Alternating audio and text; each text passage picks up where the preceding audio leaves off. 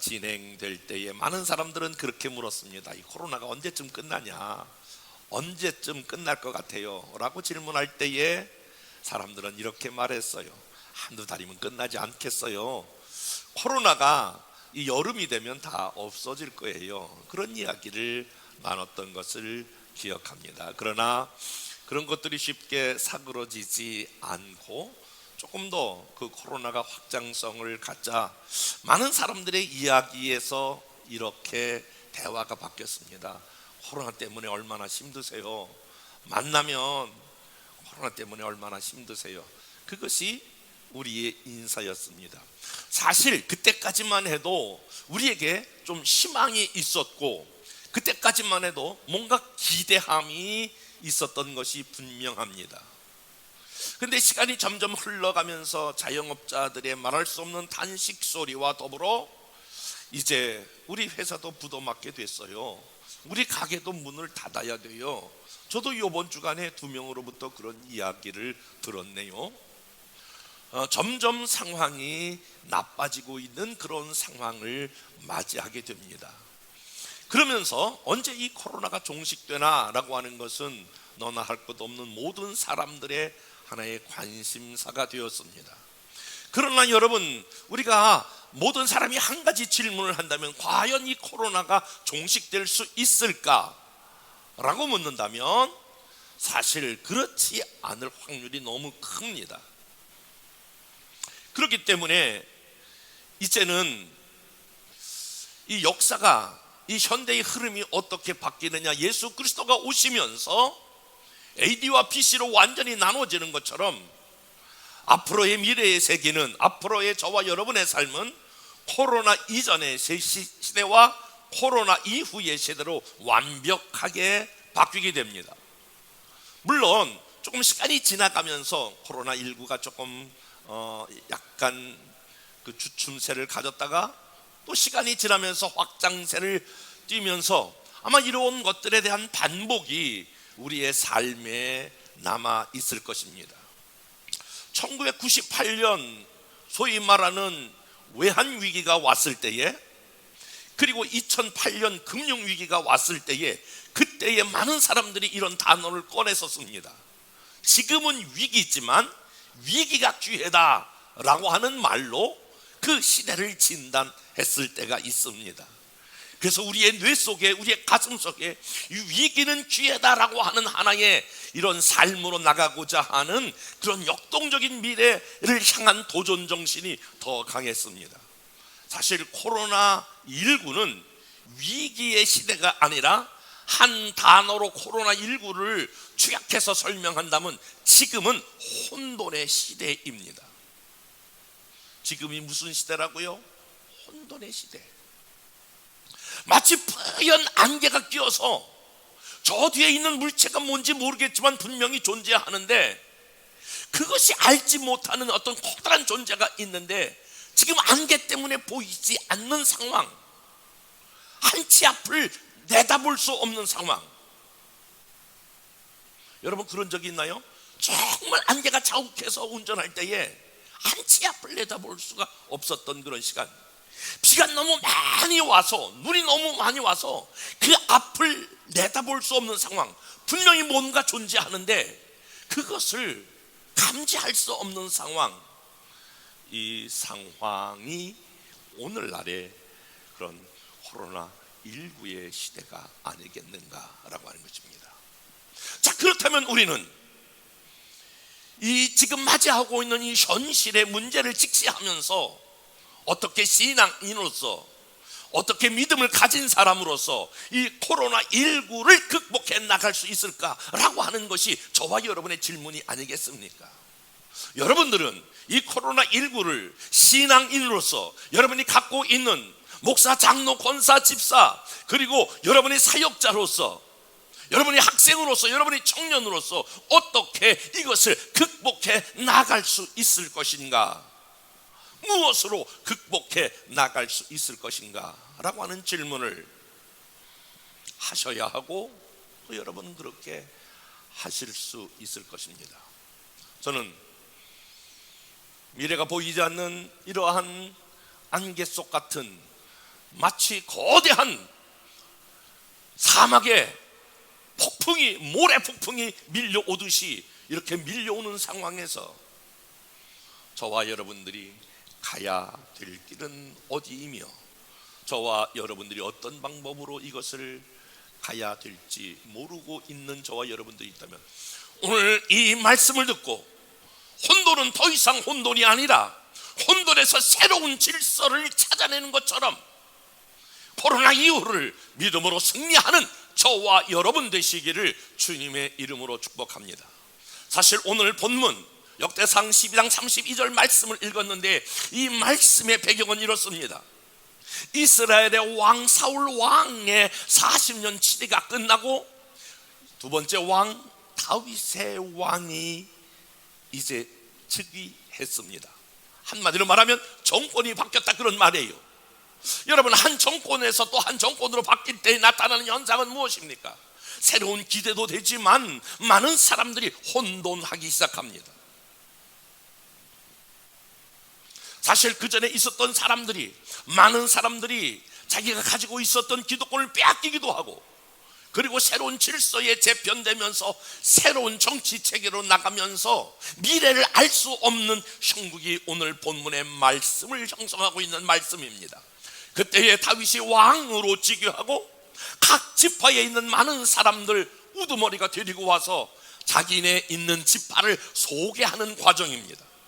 오늘 이사갈이라고 하는 한 지파가 다윗에게 와서 자기네 지파를 소개합니다.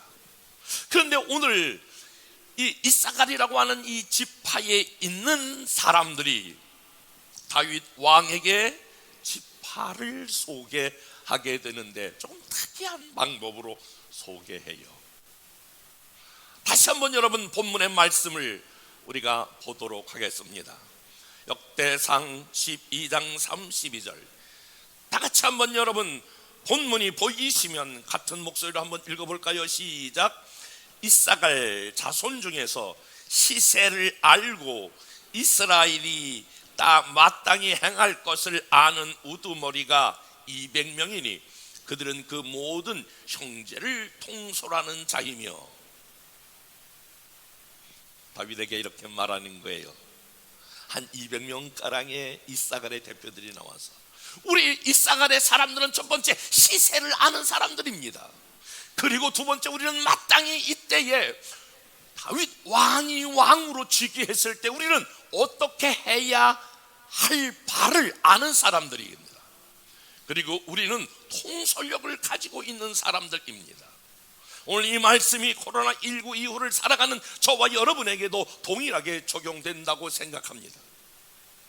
먼저 우리가 이 혼돈에서 새로운 질서의 주인공으로 나가기 위해서는 첫 번째 시세를 알아야 합니다. 한번 따라서 봅시다. 시세를 알자. 다시 한번 시세를 알자. 여기 시세를 안다라고 하는 이 히브리적 원문적 해석은 시대를 분별해야 한다라고 하는 것이에요. 세번역 성경에 보면 32절을 이렇게 설명하고 있어요. 이사갈 자손의 우두머리 200명이 그들의 모든 부하를 이끌고 왔다. 그들은 때를 잘 분간할 줄 알고, 그들은 때를 잘 분간할 줄 알고. 다시 한번 볼게요. 그들은 무엇을? 때를 어떻게 한다고요? 분간할 줄 알고 이스라엘이 하여야 할 바를 아는 사람들이다 라고 하는 거예요.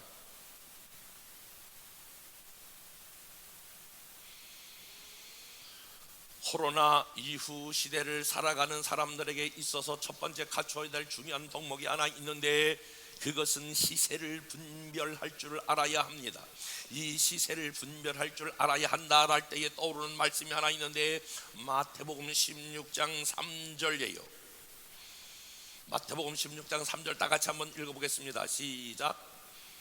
아침에 하늘이 붉고 날이 흐리면 오늘은 날이 굳겠다 하나니 너희가 날씨는 분별할 줄 알면서 시대의 표적은 분별할 수 없느냐. 지금은 이 말씀은 바리새인들과 사두개인 종교 지도자들에게 할 수 있는데, 너 아침에 날이 굳고 너 아침이 꾸물꾸물하고 태풍이 불고 그럼 비가 오겠다라고 하는 것을 모르는 사람이 어디 있겠느냐. 그건 분간할 줄 알면서 너희가 이 시대에 이 상황을 분별할 줄 모르냐. 메시아가 왔는데, 내가 왔는데, 그토록 그렇게 구약의 많은 예언자들로 말미암아 기다렸던 내가 왔는데 내가 왜 하나님의 아들인 것을 너희가 분별하지 못하느냐라고 하는 것을 종교 지도자를 향하여 지금 책망하고 있는 장면의 말씀입니다. 그렇습니다. 여러분, 우리가 이 시세를 분별한다, 시대를 분별한다라고 했을 때에 저는 세 가지를 분별해야 된다고 생각이 되어집니다. 먼저 여러분, 지금의 시대는 어떤 시대입니까?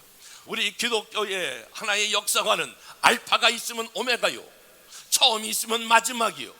처음 에덴 동산이 있다면 우리 주님이 다시 오시는 새로운 아담, 그리고 새로운 역사가 펼쳐지는 새 예루살렘이 있는 것입니다. 다시 말하면 기독교의 역사는 이 직선적인 역사관을 가지고 있는데, 지금이 역사적으로 봤을 때 왜 이렇게 기근이 많이 일어날까? 왜 이렇게 많은 전쟁이 일어날까? 왜 이렇게 많은 지금 전염병이 돌고 있을까? 이 모든 것들은 마태복음 24장에 보니까 마지막 때에, 주님이 오실 때에 우리에게 보여지는 하나의 종말론적 하나의 현상이라고 성경은 우리에게 말씀하고 있습니다. 그러므로 사랑하는 여러분, 이 시대를 먼저 구분하게 될 때에 이 시대는 지금 종말의 끝자락에 와 있는, 그야말로 12시 지금 1분 전에 카운트다운으로 오고 있는 여러 가지 현상들을 종합해 볼 때에 주님의 다시 오심이 지금 가까운 때다라고 하는 것을 믿음의 사람들은 분별해야 합니다. 두 번째로, 이 코로나 이전 시대를 지금 지나 다시 코로나 이전 시대로 절대로 돌아갈 수 없는 이 상황을 분별해야 합니다. 도대체 앞으로 나의 사업은 어떻게 될 것인가? 나의 직장은 어떻게 될 것인가?